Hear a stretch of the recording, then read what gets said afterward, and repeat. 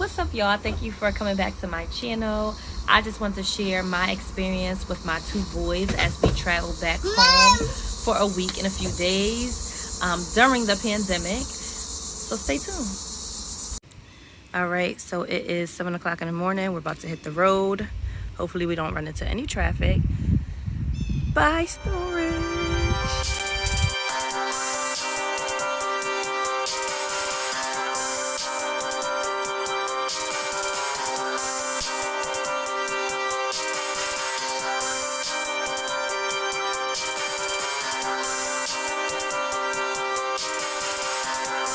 There's a few things that you must have when you travel. One thing being hand sanitizer, of course. I also took some wipes so that when I got on the plane, I wiped the seats down before we sat down, the belt buckles, the windows, because the baby just wants to touch everything. I couldn't find Lysol spray, so that's what I had to replace it with. And then also I made some wipes with soap and water so that I could just wipe his hands off here and there because he was all over the place, guys. So those were my must-haves. Of course, with the snacks and the drinks, they actually let you bring that on the plane for the baby. He's one. So we got lucked up with that. They do not serve drinks and food on the plane, snacks on the plane anymore because of the pandemic. We took American Airlines, so I don't know how that is with any other airlines. But they tell you right before you board that they encourage you to buy, those expensive snacks. Nope, we just packed some good snacks. And our flight was only an hour and a half, not an hour and a half, hour and 55 minutes. So it was smooth both ways there and back. So yeah, stay tuned and look how we made it through the airport.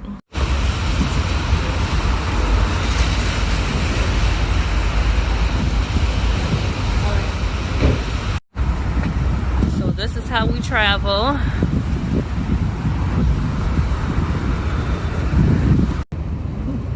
All right, y'all, so we just checked our bags in. So as you can see, it's a little easier for us. We had one suitcase in the car seat. The stroller will get checked in once we board early. We get the privilege of boarding early. So we are here. We have about maybe an hour to board. Can you press the button? And it's quiet, like I like it. Easy check-in. Yes. And yeah, we're on our way to our gate. All right, so we made it through TSA. That's like the hardest part because I have to take off my shoes. I have to break down the stroller. They have to test his bottles, the water bottle. But the good thing is we get to bring snacks in. We don't got to throw away our snacks because we have the baby. But yeah, so it's early morning and my son right there is getting breakfast, which is going to cost about $20.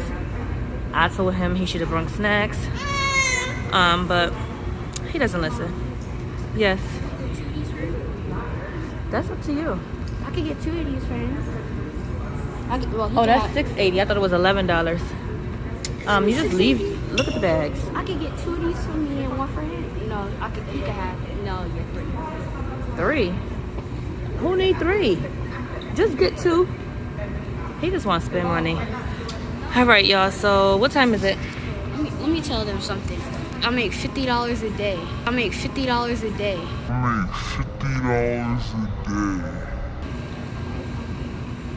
Where?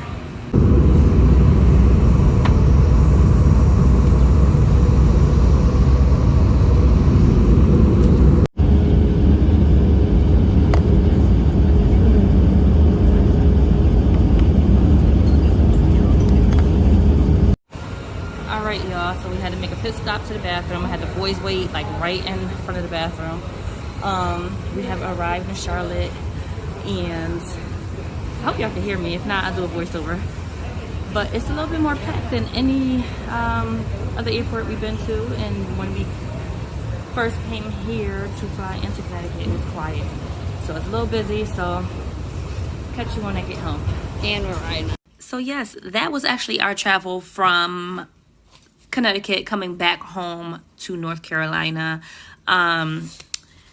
The plane rides both were very smooth, easygoing. The baby was very calm on both airplane rides. You can see he actually went to sleep coming back home. Turned up in the airport, but on the airplane he was definitely calm. when we came to Connecticut, Charlotte's airport was very quiet. TSA and the check-in was so smooth and fast. That's the part I was concerned about, because I tried to check in while I was at home, but they needed the baby's information for some reason. I put it in and still didn't work.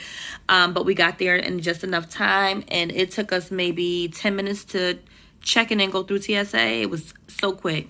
And then when we arrived at EWR airport that night, it was quiet. I was like, are they closing the airport? I never knew or airport to close. Now coming back is what you've seen. So EWR was a little bit busier. It wasn't crowded though. It was very quiet. And we did early board, and we sat right behind first class, so we had some room. And we had a guest. We almost had a big ass dog sit next to us. But can I say ass on YouTube? Well, we almost had a big dog sit next to us. Thank God we didn't. Not because of the dog, but because of my son. He would have probably been trying to rub and play and wouldn't have went to sleep. Going to Connecticut, we had the road to ourselves. So it was just us three in a row. And the baby sits on my lap. You're being a creep. Who? You.